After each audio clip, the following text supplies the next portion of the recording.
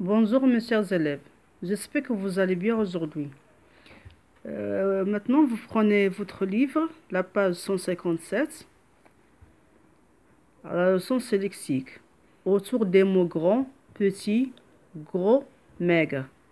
Alors comme vous savez, grand c'est le contraire de petit. Gros est le contraire de maigre. On passe à la première réplique. Pas si petit que cela. Alors, dans de nombreuses rencontres, le petit gagne souvent face au grand. Alors, ces deux exemples disent ce qui lui permet de gagner. Alors, par exemple, vous savez la série de Tom et Jerry. Alors, Tom, c'est le chat, il est grand. Jerry est la souris, elle est plus petite.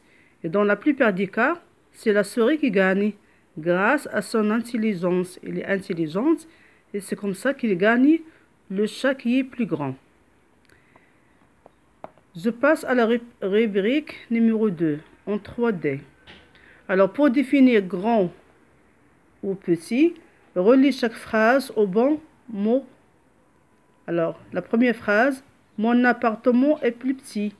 Elle est pressée, elle marche à grands pas. Quelle grande pyramide! Elle fait de grands gestes en parlant. Elle a creusé un grand trou.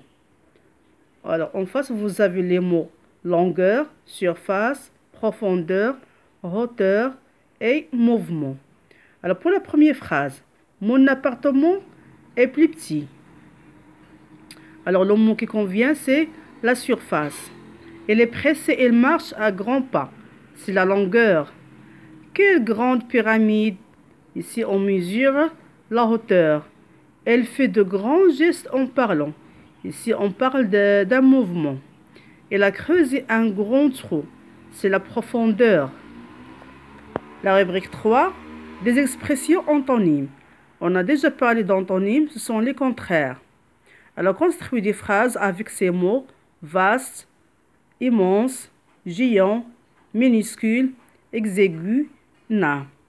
Alors, vaste, immense, géant, ils ont presque le même sens. Vaste, ça veut dire très grand, immense, très grand, géant qui a une grande taille. Minuscule sont des petites, ça veut dire très petit. Exigu, la même chose, qui a une surface plus petite. Nain, les personnes qui ont une petite taille. Alors, pour vaste, par exemple, dans une phrase, on peut dire notre maison est vaste. La cour de l'école est vaste, immense. Par exemple, la tour de la mosquée Hassan II est immense. Géant, c'est une personne qui a une grande taille. Par exemple, un géant mesure 2 mètres. Minuscule, alors pour les lettres, on peut les écrire minuscules ou bien majuscules. Exigu, par exemple, notre maison est exiguë, c'est-à-dire la surface est petite. Nain, alors comme vous savez, l'histoire de la Blanche-Neige et les 7 nains. 2. Grand et petit ne sont pas toujours antonymes. Alors, vérifiez-le en trouvant le mot opposé à grand et petit dans chacun de ces exemples. Alors, un grand vent. Alors ici, le mot grand, ça veut dire très fort. Un petit morceau, ça veut dire un morceau, bien une part qui est très petite. Un grand âge, par exemple, on dit une personne qui a un grand âge, c'est-à-dire elle est plus âgée. Elle est plus grand, bien elle est âgée. Un grand magasin, c'est-à-dire un magasin qui a une surface plus grande. Maintenant, explique le sens de cette phrase. Napoléon était de petite taille, mais c'est un grand homme.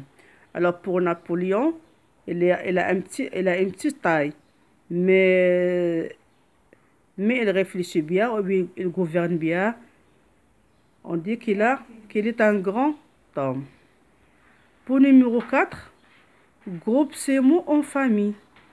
Alors, trouve les mots formés par micro, grand, petit, mini,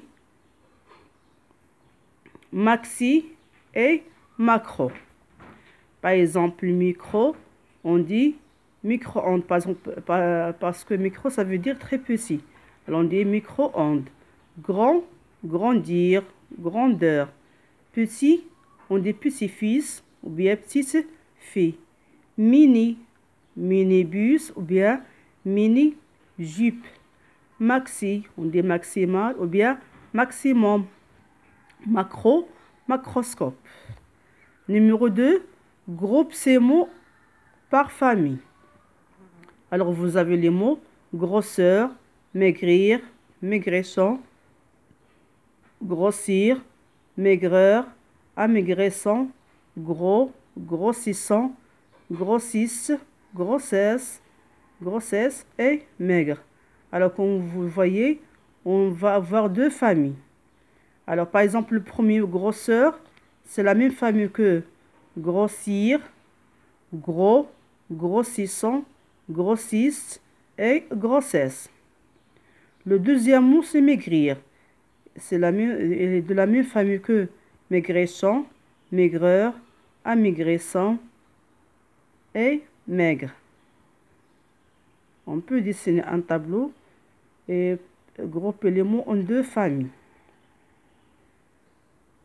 Alors maintenant, prenez votre fichier et la page 43.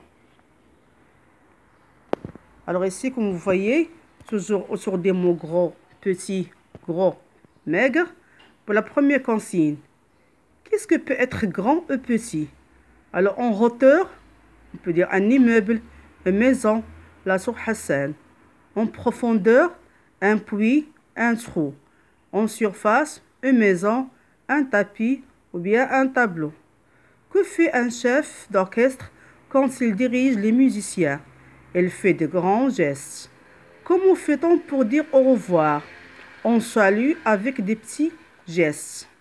Écris le portrait d'un bébé en évitant de répéter le mot petit.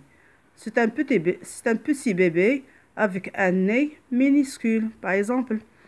Écris le portrait d'un géant en évitant de répéter le mot grand. C'est un géant, il a une grande taille et de longues jambes. D'accord? Pour numéro 6, écris les mots composés que tu as trouvés dans le livre rubrique numéro 4.